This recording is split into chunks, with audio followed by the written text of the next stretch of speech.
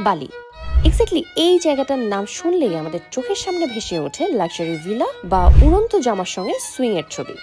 কিন্তু মজার ব্যাপার হচ্ছে বালির আসল ঘরবাড়ি কিন্তু মোটেও দেখতে এরকম না। প্রত্যেকটা বাড়ি দেখলে মনে হয় যেন প্রত্যেকটা বাড়ির মধ্যেই একটা করে মন্দির আছে। ইন্দোনেশিয়া যেখানে পৃথিবীর সবচেয়ে বড় মুসলিম দেশ, সেখানে বালিতে প্রায় সবই হিন্দু। কিন্তু কেন? আচ্ছা, তাহলে চলুন একটু ভেতরে যাই। এখানে খুব মজার একটা গল্প আছে। প্রায় 1500 বছর আগে ভারত থেকে হিন্দু ও বৌদ্ধ ধর্ম ছড়িয়ে পড়ে দক্ষিণ পূর্ব এশিয়ায়। যে দেশগুলোর মধ্যে ছিল মালয়েশিয়া, থাইল্যান্ড, কম্বোডিয়া এবং ভিয়েতনাম, এবং ইন্দোনেশিয়ার জাভা, সুমাত্রা এবং বালি। কারণ সমুদ্র পথে যেতেন সাধু, ব্যবসায়ী আর জ্ঞানী মানুষজন, নিয়ে যেতেন ধর্ম, সংস্কৃতি আর গল্প। তখনকার রাজারা ভারতের সংস্কৃতিকে আপন করে নেন। তারা রামায়ণ, মহাভারত গল্পে বিশ্বাস করা শুরু করেন, মন্দির বানান, এমনকি দেবতার পূজা করাও শুরু করেন। পরে 1300 শতকের দিকে জাভার মজাপাহিত সাম্রাজ্য আস্তে আস্তে ভেঙে যেতে থাকে, কারণ তখন ইন্দোনেশিয়ার অন্য অংশে ইসলাম আসছিল। ঠিক তখন অনেক হিন্দু রাজা, ব্রাহ্মণ এবং শিল্পীরা জাভা থেকে পালিয়ে চলে আসে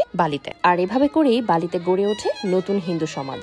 আজও বালিতে প্রতিটা উৎসব এবং প্রতিটা নাচে দেখতে পাবেন হাজার বছর আগের ঐতিহ্য। এখানকার হিন্দু ধর্ম একেবারেই আলাদা। তারা একে বলে বালিনেস হিন্দুইজম। আমার কাছে মনে হয়েছে বালি শুধু একটা পর্যটন দ্বীপই না, বরং এটা একটা জীবন্ত ইতিহাস যেখানে ধর্ম, সংস্কৃতি একসাথে বেঁচে আছে।